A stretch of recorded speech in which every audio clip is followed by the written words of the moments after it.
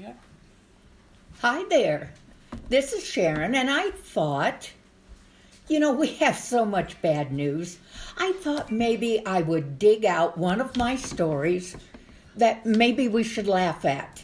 And the one I dug out is about what happened to me. And I've written several about the funeral business. This is called Horse Muffins. And it is a story based on the truth. And yes, in fact, it really did happen to me. And I'm glad Teresa, Chuck, you're both watching. The characters, however, are a combination of some of my favorite relatives. Now, I want you to know, death is never funny. However, I did learn as a mortician in Texas that some of those in my profession are hysterical. In fact, some are just plain nuts, let's be honest. Bertha May Bustleby in my story is based on one of my aunts who was a robust, charming, eccentric aunt with a lovely southern drawl. And this aunt is an example of a mortician who is stressed to the edge when all of nature seems opposed to her. Hi, Melissa. Thank you, Shauna. Her husband, Earl, is based on my very large, playful uncle who would tease us kids by taking out his false teeth and chasing us with them. Yeah, he did. Disgusting as it was, he did. Her cousin, Beauregard Wieneman, is based on another uncle who had a glass eye, which was a little more distracting to me when I was a child. These relatives were very distinct, but they really were loved. The story, remember, it's based on an incident that really happened to me. Earl always grinned impishly when he drawled BM. That was his pet nickname for Bertha May, although most people were truly aghast by it. BM, baby, you have the cutest bus driver arms and hiney to match. Then he would playfully pat her tush and plead, "Now, BM, baby, don't be mad. I love every square acre of your beautiful body." Earl would giggle so spastically, it made the few hairs on the top of his balding head bounce. She offered up one empty threat every time. "Oh, Earl, it's a good thing I love you, honey, or the cemetery's rose roots would tickle your toes." These chidings only made Earl's hair convulse even more. Bertha May had graduated 2 months earlier in the upper third of her class at the mortuary college. As much as her first cousin Beauregard was a slacker, Bertha May was an overachiever. About the only commonality was their similar spherical shape. They both inherited that trait from the Wienerman side of the family. It was early morning at the Dallas branch of the Pressman Incorporated. That was the name of the funeral home. Bertha May had not been banished from the main branch in Dallas to one of the podunk funeral homes like Beauregard had, and she intended never to end up that way. She gazed out at the new Cadillac hearse she would be driving for the very first time, sipped a double mocha latte, and sighed thoughtfully. This was the day to show Fallon, the big boss, that she was a real team player. She would pull her own weight, so to speak, at the funeral today. She would employ all the skills she had learned in mortuary college. Earl had been so thoughtful. He understood how important Bertha May's career was to her and welcomed any opportunity to make her smile. He knew appearance was important to Bertha, so they made a night of celebration at the Gallery Mall in Dallas, and he capped it off by insisting they step out into the shop for the big-boned gal. That was the only store that he knew would carry Triple E with stiletto open-toed heels in stock. She had been eyeing a 3-inch maroon pair that would match her pinstripe suit the funeral home had provided. Fallon insisted on a little longer skirt for her than Earl liked, but these open-toed heels would really showcase her legs. "B.M., honey, your calves are mighty purty." Bessie May always blushed when he complimented her in public. Tomorrow, all employees were required to wear the maroon suits, and these shoes would be a perfect match. She was eager to prove she was as together and professional, in total contrast to the image Beauregard presented. Bessie May finished her coffee and tossed the cup. The funeral today was not typical, but very few were run-of-the-mill in the Dallas suburb. Walter Traylor, the deceased, was an equestrian lover and horse breeder. He had just bought the love of his life, Horatio Hardcore Hurrier. He called the stallion Triple H because he was grooming him to win the Triple H crown. The grieving family had requested that Triple H stand at the head of Walter's casket in the chapel. Fallon Pressman nixed the idea. "They can have Walter's funeral in my chapel, but they'll not put any 2-bit flea-bag horse on my brand new carpet." Beauregard delivered a body in the Dallas funeral home earlier when he overheard the discussion between Fallon and the lead funeral director, Drake Langan. Beauregard's real eye was always discreet at absurd ideas. However, his glass eye made no attempt to cover its somewhat devilish thoughts and whirled uncontrollably in its socket until Fallon inevitably snapped shut it. Drake Langan omitted Fallon's insensitive words when he explained to the family that having their stallion in the chapel would not be possible.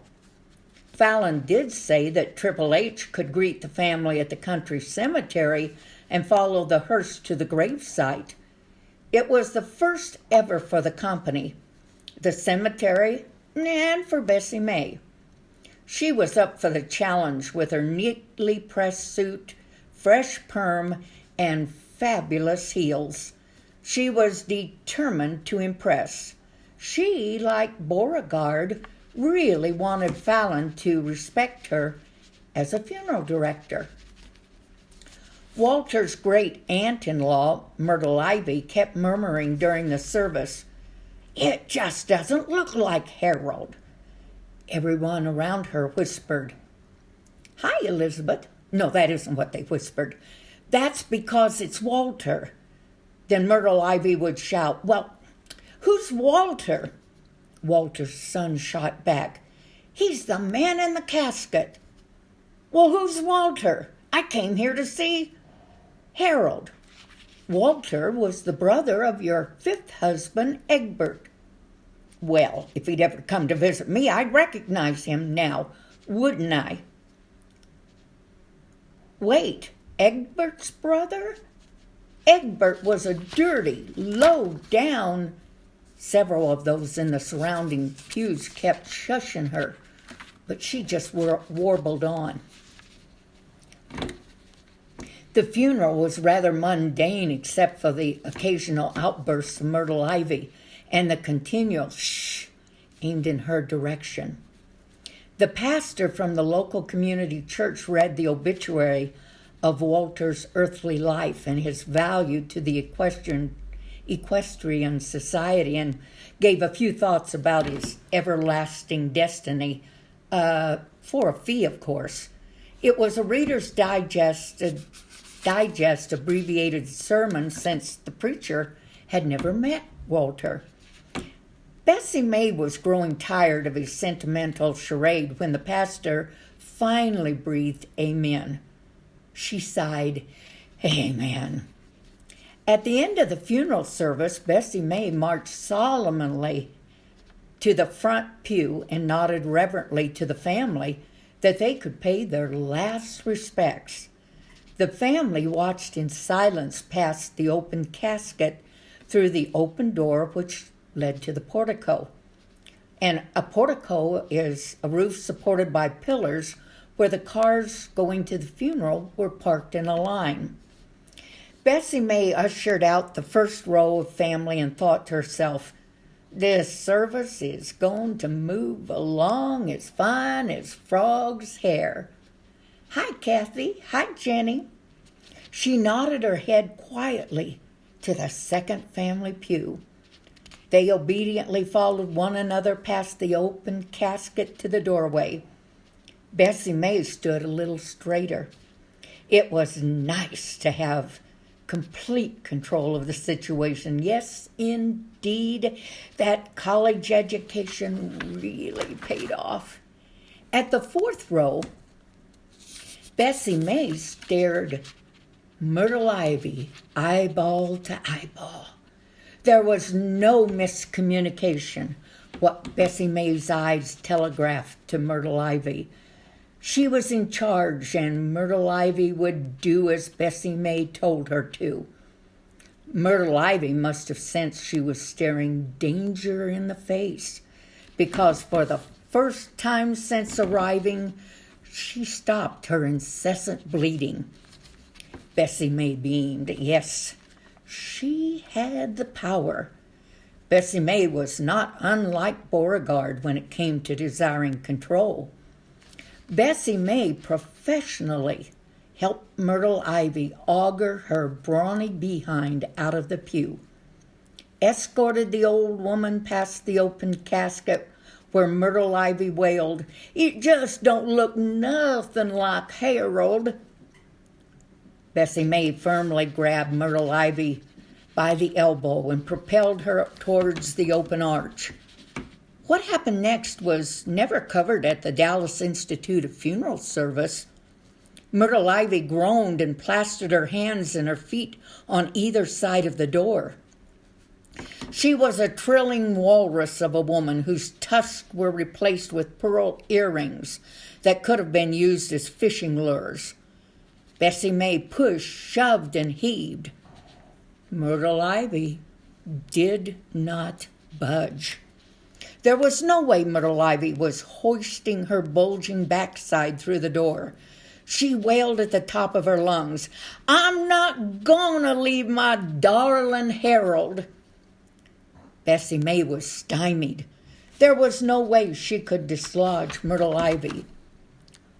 Walter's son tromped up to the old woman and thundered, "That is not Harold, that is Walter, and old woman, you better move through that door, and I mean now, or you'll be next needing a casket. Now move or I'll move you." Slowly, Myrtle Ivy pulled down her left hand, then her right, then moved her left foot to the center of the door, followed by her right.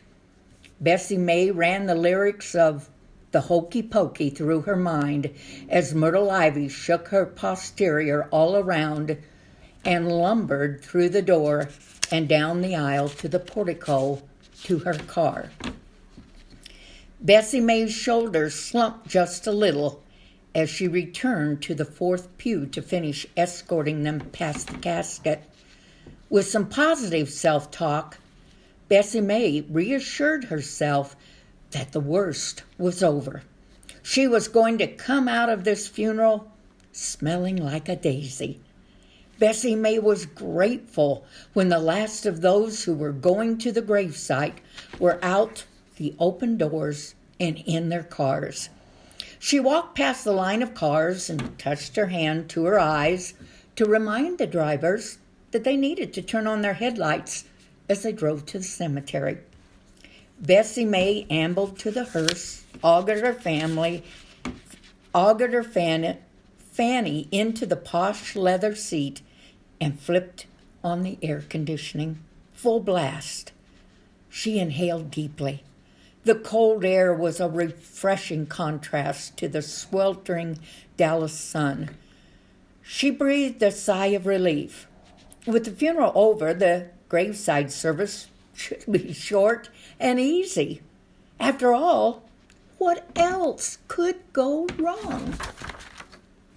Bessie May followed Drake Langdon's lead car. The 40-minute drive was refreshing in the air-conditioning vehicle while she listened to a bluegrass CD.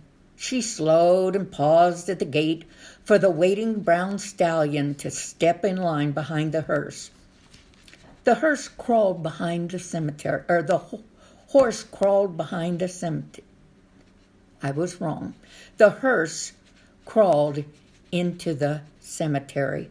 Bessie May watched the Triple H stallion through the rear view mirror as he bucked and snorted rebelliously behind the hearse.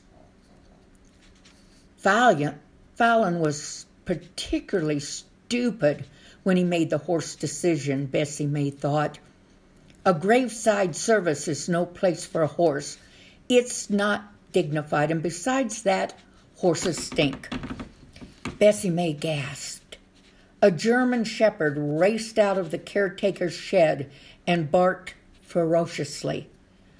The stallion reared and kicked in the air.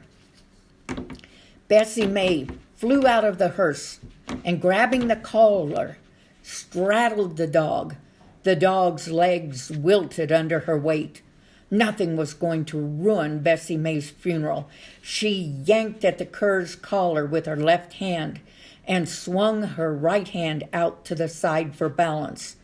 Shoot! I'm as good as I always was at busting untamed animals, she thought. This dog may think he's a wolf, but I'll break him down like a shaking chihuahua. Two teenage boys standing right outside the cemetery gate cheered. Ride him, cowgirl! She glared at them. Excuse me, ma'am. I'll take that varmint for you. The cemetery caretaker grabbed hold of the German shepherd. Quiet, boy. You know better than that. Bessie May heaved a humongous thigh over the dog and set him free. The dog whimpered in relief. Bessie May dusted her hands. She knew she'd done well. She reassured herself that the worst was over. And at the end of the day, she would come out smelling like the proverbial rose. Bessie May stood with her head down and her hands folded respectfully as the family approached and the pallbearers lined up to carry the casket to the grave.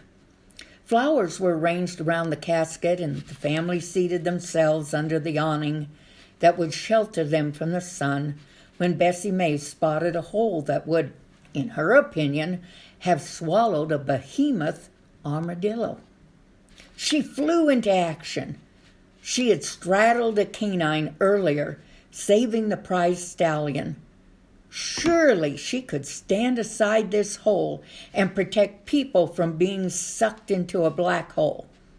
She cemented her feet on either side of the abyss. Oh, she would have stories to tell Earl tonight. Drake Langdon, the funeral director in charge, would radiate as he recounted her outstanding performance as they returned to the funeral home.